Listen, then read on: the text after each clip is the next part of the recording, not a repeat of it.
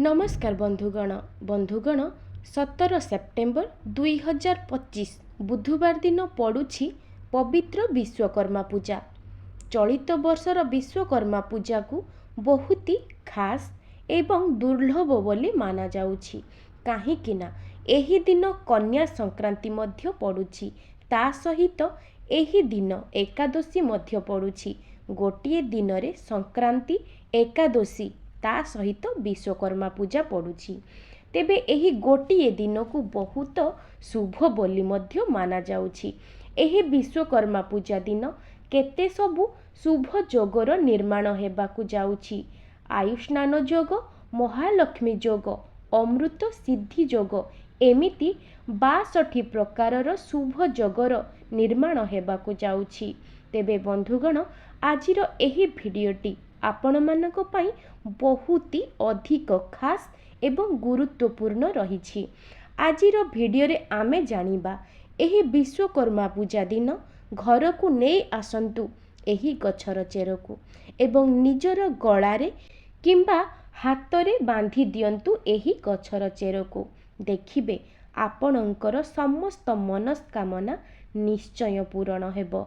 भाग्य आपणकर साथ देव एवं आपण बनिजिबे कोटिपति। जेउ भी क्षेत्र को आपण जिबे सेथिरे सफलता अवश्य ही प्राप्त हेबो। पूरा वर्ष केबे भी धन और अर्णर अभाव हेबो नाही एवं पैसार अभाव हेबो नाही। आजिर भिडियो रे मु आपण मानकु जेउ गछर चेर विषय रे कहिबाकु जाउछि एहा सबुठारु शक्तिशाली गछ अटे। तेणु आपण माने निश्चित भावरे एही विश्वकर्मा पूजा दिन एही गछर चेर आनी निज शरीर रे धारण करंतु। ताहा गଳାରେ हेउ किंबा हातरे हेउ किंतु निश्चय धारण करंतु। तेबे एमिति किछि वृक्षलता अछंती जिए कि आम जीवन रे चालुथिबा समस्त समस्या को दूर कर देइथांती। खास कथा एहा जे वृक्ष को केवल पूजा करा जाए ताहा नुहे, बरं वृक्ष को औषध रूपे मध्य व्यवहार करा जाए। एहा केते प्रकारर बेमारी को मध्य ठीक करि थाए। तेबे सेही वृक्ष मानक मध्यरु मु आपण मानकु एमिति किछि वृक्ष विषय रे कहिबी जहा कि बहुत पावरफुल एवं जबरदस्त गछ अटे। जेउ व्यक्ति सिद्धि प्राप्त करने को चाहूचंती, शुभ और लाभ को प्राप्ति करने को चाहूचंती, धन धान्य और समृद्धि पाइबा को चाहूचंती, आरोग्यर प्राप्ति हेबा को चाहूचंती, जदि आपण चाहूचंती आपणक जीवनरु दुर्भाग्य दूर हेई जाऊ एवं आपणकु भल भाग्यर प्राप्ति हेउ, आपणकु मान सम्मानर प्राप्ति हेउ, तेबे आजिर एही भिडियोटी को निश्चय देखंतु। तेबे एही गछ मानक मध्यरु कौनसी भी गोटिए गछर चेर एही विश्वकर्मा पूजा दिन घर को नहीं आसंतु। बंधुगण दामिका रत्न पिंधिबा अपेक्षा जदि आपण एही वृक्षलतार चेर को धारण करिथांती तो तार शुभ परिणाम आपण को निश्चय प्राप्ति होई थाए। सर्वप्रथमे आपण एही गछर चेर को आनी निजर ठाकुर घरे पूजा करी धूप दीप देई पूजा करी नियंतु। एहा परे एही चेर को चांदीर किंबा तंबार ताबिजरे पुराई आपणक गଳାରେ किंबा हातरे बांधी नियंतु। तेबे डेरी न करी आसंतु जानिबा एही विश्वकर्मा पूजा दिन केउ गछर चेर को आपणक घर को आनिबार अछि एवं आपणक गଳାରେ किंबा हातरे बांधिबार अछि। तेबे सर्वप्रथम गछटी हेउछि धଳା ଅରଖ गछ। आज्ञा हाँ बंधुगण, जहाँ आपण को बहुत सहजरे मिलिजिव ताहा हेउछि धଳା ଅରଖ गछ। बंधुगण धଳା ଅରଖ गछ भगवान गणेशंकर अत्यंत प्रिय गछ अटे। जदि आपण भगवान गणेशंकर कृपा प्राप्त करने को चाहूचंती तेबे आपण एही विश्वकर्मा पूजा दिन धଳା ଅରଖ गछर चेर को आनी धारण करंतु। धଳା ଅରଖ गछ को भगवान गणेशंकर स्वरूप बोली मध्य कुहा जाए। जेउ धଳା ଅରଖ गछ 11 वर्षरु ऊर्ध्व होई थाए सेही ଅରଖ गछर चेर भगवान ଗଣେଶଙ୍କର ଶୁଣ୍ଢର ଆକୃତି ନେଇ ହୋଇଥାଏ। ଭଗବାନ ଗଣେଶଙ୍କୁ ଶୁଭ ଓ ଲାଭର ସ୍ୱାମୀ ବୋଲି କୁହାଯାଏ। ଯଦି ସିଦ୍ଧି ରିଦ୍ଧି ଶୁଭ ଲାଭ ଏବଂ ଧନ ବୈଭବ ପ୍ରାପ୍ତି କରିବାକୁ ଚାହୁଁଥାନ୍ତି, ତେବେ ଏହି ଧଳା ଅରଖ ଗଛର ଚେରକୁ ଏହି ବିଶ୍ୱକର୍ମା ପୂଜା ଦିନ ଘରକୁ ନିଶ୍ଚୟ ନେଇ ଆଣନ୍ତୁ। ଏହାପରେ ଏହାକୁ ଆପଣଙ୍କର ଠାକୁର ଘରେ ପୂଜା କରି ଗୋଟିଏ ତମ୍ବା କିମ୍ବା ଚାନ୍ଦିର ତାବିଜରେ ପୂରାଇ ଆପଣଙ୍କ ଗଳାରେ କିମ୍ବା ହାତରେ ଧାରଣ କରନ୍ତୁ।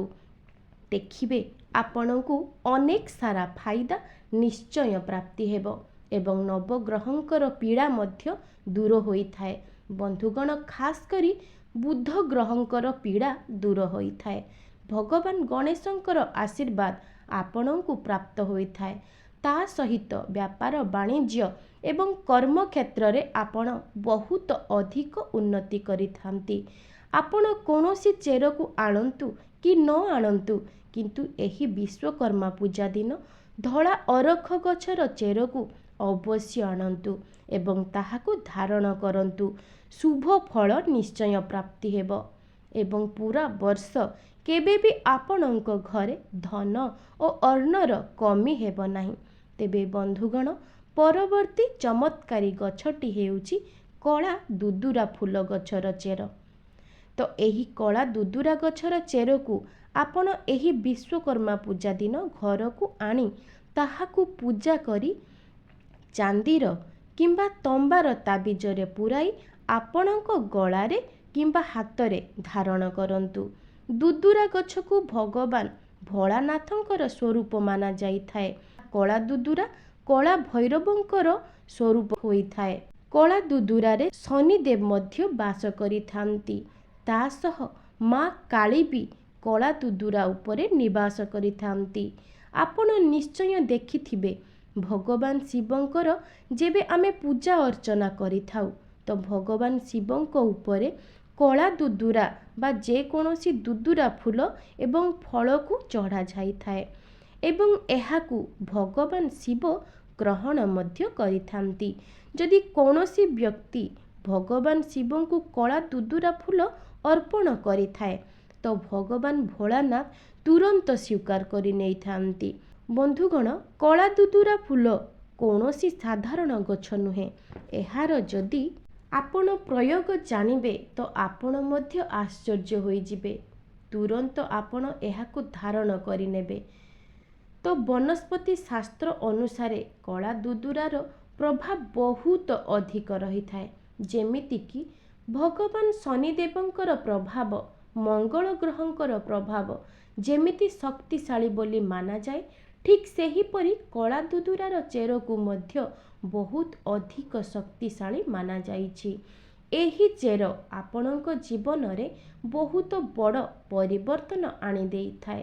ତ ବନ୍ଧୁଗଣ, ଯଦି ଆପଣ ଚାହୁଁଛନ୍ତି ସମସ୍ତ ଗ୍ରହମାନ ଆପଣଙ୍କୁ ସାଥ ଦିଅନ୍ତୁ, ତେବେ ନିଶ୍ଚିତ ଭାବରେ ଏହି ବିଶ୍ୱକର୍ମା ପୂଜା ଦିନ କଳା ଦୁଦୁରା ଚେର ଘରକୁ ଆଣି ପୂଜା କରନ୍ତୁ ଏବଂ ଏହାପରେ ଏହାକୁ ଏକ ତାବିଜରେ ପୂରାଇ ଆପଣଙ୍କ ବେକରେ କିମ୍ବା ହାତରେ ଧାରଣ କରନ୍ତୁ।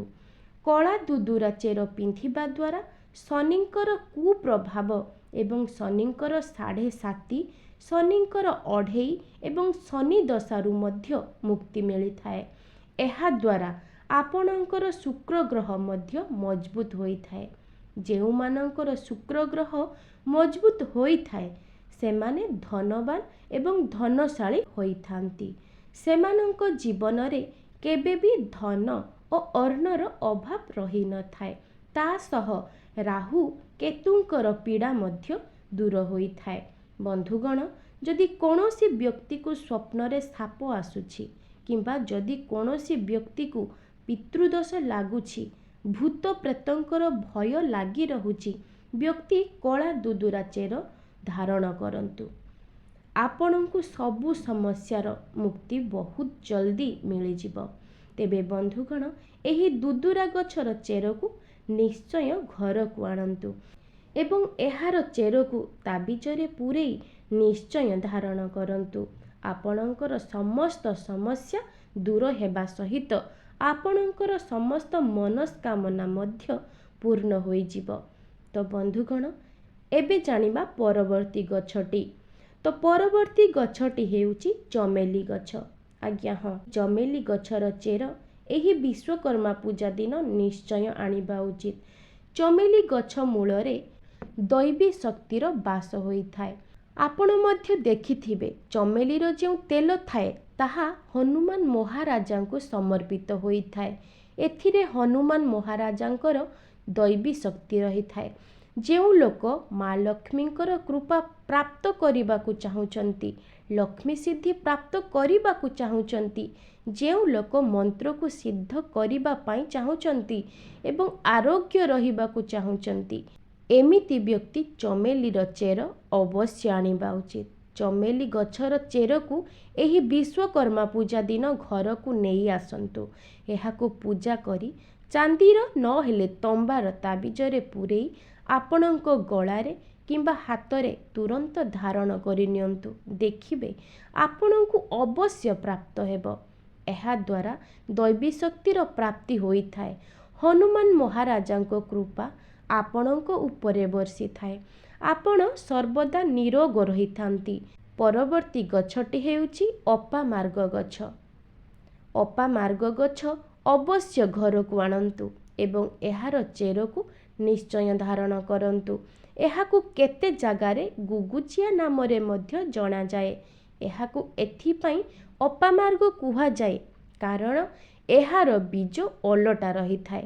ଏଥିପାଇଁ ଏହାକୁ ଅପାମାର୍ଗ କହିଥାନ୍ତି, ଅର୍ଥାତ୍ ଏହା ଦୁନିଆ ଠାରୁ ଓଲଟା ଚାଲିଥାଏ। ଅପାମାର୍ଗର ପ୍ରୟୋଗ ସନ୍ଥ ଏବଂ ମହାତ୍ମାମାନେ ସବୁଠୁ ଅଧିକ ପ୍ରୟୋଗ କରିଥାନ୍ତି। ଅପାମାର୍ଗ ବୀଜରେ କ୍ଷୀରି ବନେଇକି ଖାଇବା ଦ୍ୱାରା 30 ଦିନ ପର୍ଯ୍ୟନ୍ତ ଭୋକ ଲାଗିନଥାଏ। ସେଥିପାଇଁ ସନ୍ଥ ମହାତ୍ମାମାନେ ଏହାର ବୀଜରେ କ୍ଷୀରି ବନେଇ ଖାଇଥାନ୍ତି ଏବଂ ଅଧିକ ସମୟ ପର୍ଯ୍ୟନ୍ତ ସାଧନା କରିଥାନ୍ତି। ଏହାକୁ ବିଶ୍ୱକର୍ମା ପୂଜା ଦିନ ନିଶ୍ଚୟ ଘରକୁ ଆଣନ୍ତୁ। ଏହାକୁ ତାବିଜରେ ପୂରେଇ ନିଶ୍ଚୟ ଧାରଣ କରି ନିଅନ୍ତୁ। ଏହାକୁ ଧାରଣ କରିବା ପରେ ଶତ୍ରୁମାନଙ୍କର ନାଶ କରିଥାଏ। ଏକ ଖାସ୍ କଥା, ଯେଉଁ ଲୋକ ବଶୀକରଣ ପ୍ରାପ୍ତି କରିବାକୁ ଚାହୁଁଛନ୍ତି, ସେ ବ୍ୟକ୍ତି ଅପାମାର୍ଗ ଚେର ନିଶ୍ଚୟ ଧାରଣ କରିବା ଉଚିତ। ଏହାର ଚେରକୁ ଧାରଣ କରିବା ପରେ ଆଧ୍ୟାତ୍ମିକ ଉନ୍ନତି ହୋଇଥାଏ ଏବଂ ଭାଗ୍ୟର ତାଲା ମଧ୍ୟ ଖୋଲି ଯାଇଥାଏ। ତେଣୁ ଆପଣ ଯେଉଁଠାକୁ ବି ଯାଆନ୍ତୁ, ଲୋକମାନେ ଆପଣଙ୍କୁ ଦେଖି ଆକର୍ଷିତ ହୋଇଯିବେ। ଏହାକୁ ଅବଶ୍ୟ ଧାରଣ କରନ୍ତୁ। ଏହାକୁ ପିନ୍ଧିବା ପରେ ଯେଉଁ ନବଗ୍ରହର ପୀଡ଼ା ହୋଇଥାଏ ତାହା ଖୁବ୍ ଶୀଘ୍ର ଦୂର ହୋଇଥାଏ। ଯେମିତିକି ଶନି ପୀଡ଼ା, ରାହୁ କେତୁ ଦଶା ଇତ୍ୟାଦି ଦୂର ହୁଏ। ଶେଷରେ ଅପରାଜିତା ଗଛ।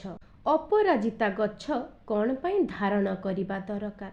ଆଜ୍ଞା, ଅପରାଜିତା ପୁଷ୍ପ ମା ଲକ୍ଷ୍ମୀଙ୍କର ଅତ୍ୟନ୍ତ ପ୍ରିୟ ହୋଇଥାଏ। ତ ଆପଣ ଏହି ବିଶ୍ୱକର୍ମା ପୂଜା ଦିନ ଅପରାଜିତା ଚେରକୁ ଧାରଣ କରନ୍ତୁ। ଦେଖିବେ ଆପଣଙ୍କୁ ମା ଲକ୍ଷ୍ମୀଙ୍କର କୃପା ଅବଶ୍ୟ ପ୍ରାପ୍ତି ହେବ। ପୁରା ବର୍ଷ କେବେ ବି ଧନ ଓ ଅର୍ଣ୍ଣର କମି ହେବ ନାହିଁ। ଭାଗ୍ୟର କବାଟ ଖୋଲିଯିବ।